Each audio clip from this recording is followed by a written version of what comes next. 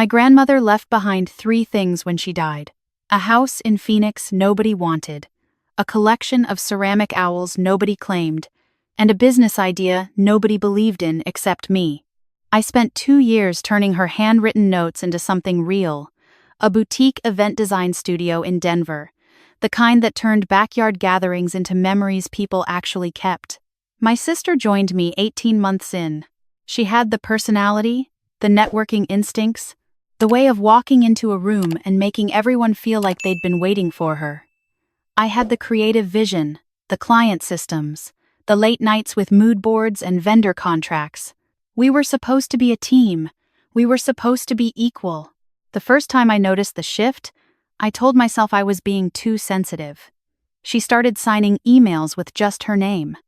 Then she started leaving mine off the proposals entirely. When a regional magazine featured our studio in a spotlight piece, she gave the interview without telling me, and when the article ran, there was one photo her, laughing, in our studio, surrounded by decor I had designed. The caption read "Visionary Entrepreneur." My name appeared once, in the 3rd paragraph, listed as a collaborator. I brought it up gently. She said I was making it about myself again. She said I always did this, turned her moments into grievances.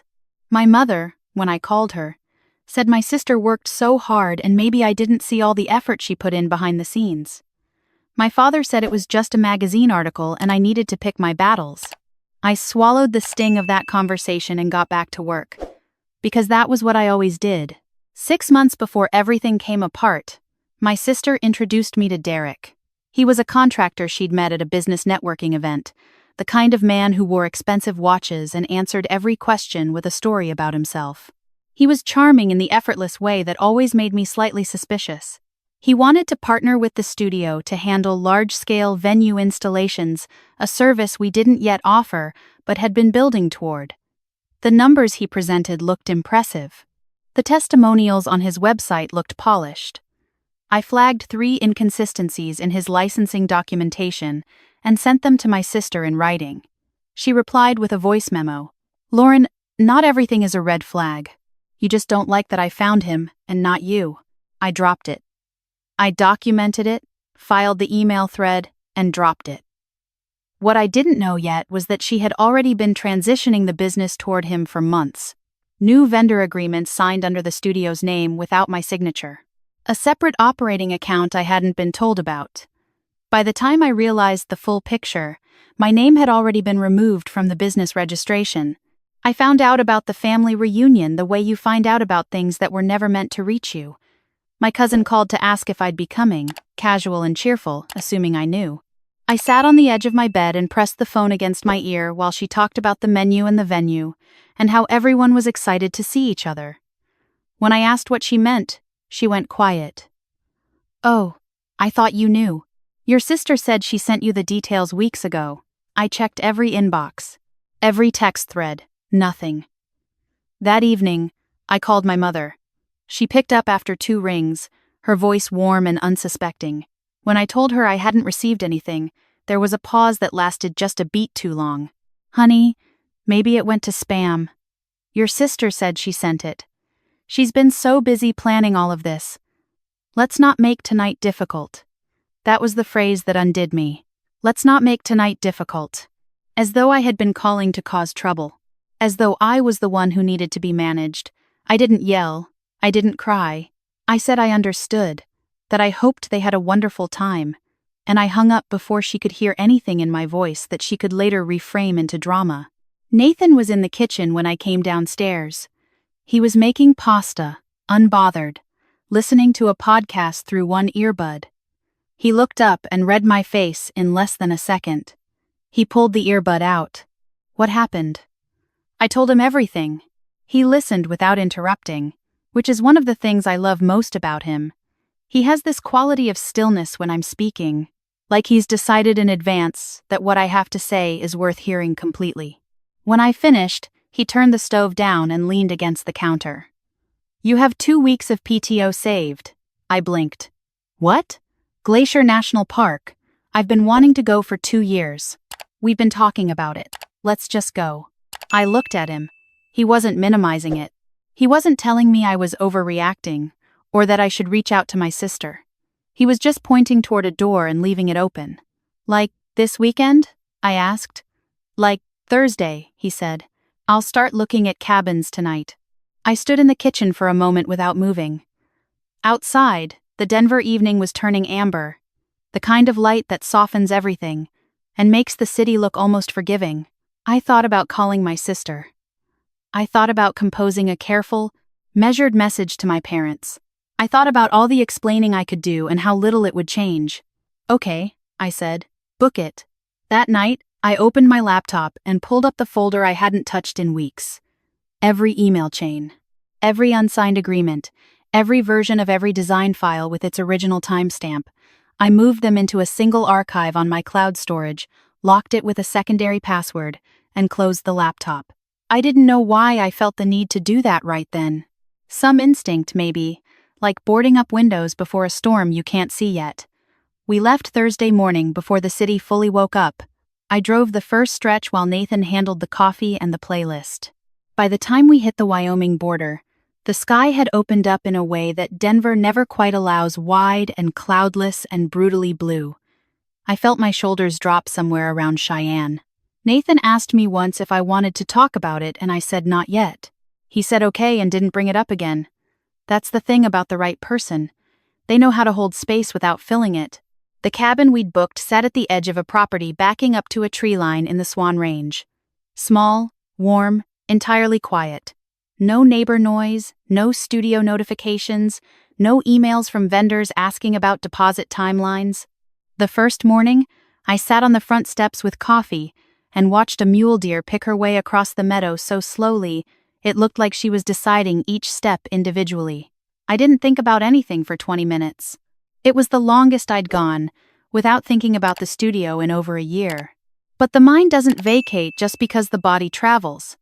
By the second afternoon, I was sitting at the small wooden table inside while Nathan napped, and the ache came back, quieter but more specific. Not about the reunion anymore. About the years. I had been the one who filed the LLC paperwork. I had been the one who built the client database from nothing, who spent 3 weekends developing the intake process, who drove across 3 counties in January to photograph a venue before a competing studio could get there first. I had been the one who stayed up until 2 a.m. before every major event, checking layouts, confirming vendors, building contingency plans. And I had done it all without needing to be seen doing it, because I believed that the work would speak for itself. I believed that in a partnership built on trust, the invisible labor would still count. I had been wrong about that. Nathan appeared in the doorway, hair rumpled, sock feet on the wood floor. He looked at me for a moment. Still circling? Still circling. He sat down across from me and wrapped both hands around his mug. Tell me what you're actually afraid of. I opened my mouth and then closed it. The real answer took a moment to surface. That they're right. That I'm too rigid. That I flagged too many things and asked too many questions, and that's why she cut me out. That if I had just been more easygoing, more flexible, none of this would have happened. Nathan set his mug down. You know what I noticed when you told me about the licensing documents? I shook my head. You said you flagged them. You said you documented it. You sent it in writing. He paused. That's not rigidity. That's professionalism. The fact that she called it a personality flaw doesn't make it one. I looked at the table. Something cracked open very quietly in my chest. They trained you to doubt your own perception, he said, not unkindly. Every time you were right about something, someone reframed it as a character defect. So now you've internalized it. You second-guess the instincts that were actually protecting you. I didn't respond. He was right. And hearing it said plainly after years of carrying it silently was a particular kind of overwhelming. We went hiking that afternoon. The trail followed a ridgeline with views that made conversation feel unnecessary, so we didn't have much of it. Nathan pointed out a hawk circling low over a valley below us. I watched it for a long time. It wasn't looking for anything dramatic. It was just reading the air. On the third morning, my phone buzzed while I was still in bed. I had turned notifications to minimal, so I almost didn't check it. But something made me reach for the screen. It was a text from my cousin. Have you seen the news about Derek's company? I sat up. Nathan stirred. What is it? I was already opening the search. The first headline loaded within seconds. A Colorado contractor had been charged with fraud specifically, falsifying licensing documentation across multiple projects and misappropriating client funds through a network of shell payment accounts. The business name was familiar. I had seen it on vendor agreements. I had seen Derek's signature on invoices. The article named 2 associated businesses under investigation. One of them was the studio. My studio. The one my name had been removed from 6 months ago. I read the article twice. Then I handed the phone to Nathan without a word. He read it. His jaw tightened. He handed it back. Your documentation. Yes, I said. The emails you archived. Yes. He looked at me steadily. You weren't overreacting. I stared at the ceiling of the cabin. The morning light was coming through the curtains in soft, thin lines. Outside, somewhere in the trees, a bird was calling.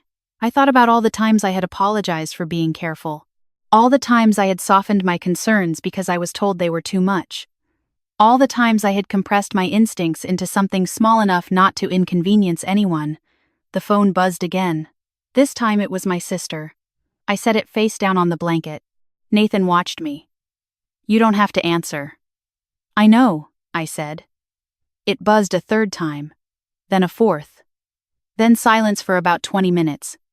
Then my mother. I picked up on the fourth ring, not because I was ready, but because I was tired of the sound. Madison, she started, and I realized she'd used the wrong name, caught herself. Lauren.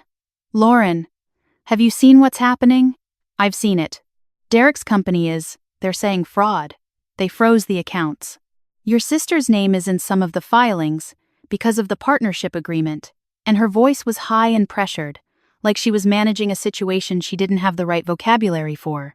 We need to figure out what to say publicly. Your father thinks we should get ahead of it. Can you call a family meeting this weekend? I listened to the full sentence before I responded. Mom, my name was removed from that business 6 months ago. Silence. I flagged concerns about Derek's licensing. I sent them in writing. I was told I was being too rigid. And then the business was restructured without my knowledge or signature. I kept my voice even. I have documentation of all of that. Another silence. Longer this time. Lauren. I didn't know all of that. I know you didn't, I said, because no one asked. I heard her exhale slowly. Not defensively, more like something releasing. I've been doing that, haven't I? Assuming you were fine. I didn't answer right away. The words sat between us on the line, honest and uncomfortable. You've always handled things so well, she continued, and her voice had changed register, quieter now. I think I assumed that meant you didn't need. Handling things well isn't the same as not needing anything, I said. It just means I learned not to ask.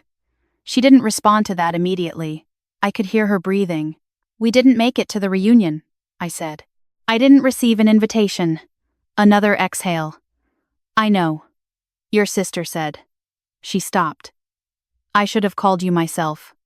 I should have confirmed. A pause. I'm sorry, Lauren. It was the first time she had said it plainly, without a qualifier, without a pivot. I let it land without rushing past it. I'm in Montana, I said. I'll be back Sunday. Can we talk then, properly? Yes, I said, but I need you to actually listen, not manage. Okay, she said quietly. Okay.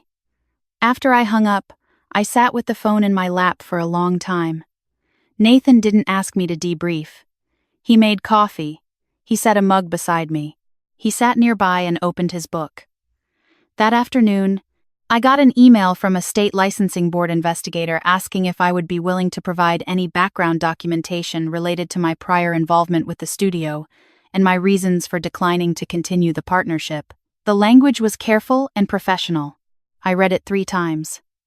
Nathan looked over when I handed him the tablet. He read it and looked up. Are you going to respond? I think I already did, I said. When I left. When I sent those emails that nobody wanted to hear. He handed the tablet back. You held the line even when they told you the line was wrong. It wasn't easy, I said. No, he agreed. But you still did it. That evening I sent a brief response to the investigator, confirming that I had documented concerns prior to my departure from the business and that I was willing to make those records available. I offered to speak by phone the following week. I kept the email to 6 sentences. When I hit send, I sat with the strange sensation of setting something down that I had been carrying without realizing how heavy it was. The last morning in Glacier, I woke up before Nathan. I made coffee and took it outside. The meadow was covered in low mist. The tree line was dark against a sky that hadn't fully decided on its color yet. I sat on the steps and thought about nothing specific for a while, which is its own kind of luxury. What I kept returning to wasn't satisfaction. It wasn't vindication. Exactly. Though there was some of that, a quiet acknowledgement somewhere in my chest that I had not been wrong, that my instincts had been sound, that the months of self-doubt had been taught and not earned. What I felt more than anything was fatigue. The particular exhaustion of having carried someone else's story about you for so long that you start to believe it. I thought about my sister. Not with rage. Not with pity either. Though there was some of that too. I thought about the way she used to call me from college when she was overwhelmed, how I would talk her through it for an hour without expecting anything in return. I thought about the time she had a panic attack the night before, a big client presentation, and I drove to her apartment at 11 and stayed until 1 in the morning. I thought about how willing I had always been to show up for her, and how rarely she had asked herself whether she was showing up for me. I didn't know yet what the next chapter looked like. I didn't know if the studio could survive the investigation, or if it was salvageable at all, or whether I even wanted to rebuild it. What I knew was that I was not going to rebuild it from a position of erasure. If I came back to anything, it would be with my name on it, my decisions in it, my instincts trusted inside it. Nathan came outside with his own coffee and sat on the step beside me. The mist was starting to lift off the meadow. Somewhere far off in the trees, something moved. "Ready to go home?" he asked. "Almost," I said. "Give me 5 more minutes." "Take 10, he said. "I'll load the car." I watched the meadow until the mist was entirely gone. Then I stood, went inside, and began to pack. Driving back through Montana felt different from driving into it. The sky was the same enormous blue. The highway cut through the same open land. But something had shifted in the quality of the silence between Nathan and me. It was fuller. Not because we had solved anything, but because I had stopped performing okayness for a few days and just been the actual version of myself, which is its own quiet relief. My sister called when we were an hour outside of Denver. I let it ring, then she texted, "Can we talk?" "I know I have no right to ask. I just need you to know I didn't understand what Derek was doing. I didn't know until it was all ready." She stopped the message mid-thought, then sent another. "I know that doesn't fix what I did to you before any of this. I just want you to know I'm not trying to use you right now. I don't want anything from you. I just miss my sister." I read it twice. Then I handed my phone to Nathan, eyes on the road. He read it and set it in the cup holder. "What do you want to do?" "I don't know yet," I said. "That's okay," he said. "She's not wrong that it doesn't fix it," I said. "All of this, Derek, the investigation, the magazine article, everything that didn't create the problem. It just made it impossible to ignore." "Yeah," Nathan said. "She built something on the assumption that I would always be there to absorb the weight and never call it out." I merged onto the interstate, the Denver skyline beginning to faint in the distance. And my parents let her. And I let myself. What does not letting yourself look like going forward? I thought about that for a long time. The highway hummed underneath us. "Having my name on things," I finally said. "Not shrinking my concerns to make other people comfortable. Not interpreting their discomfort as evidence that I was wrong." Nathan nodded once. "And not waiting for someone to give me permission to take up space," I added. "I've been doing that my whole life.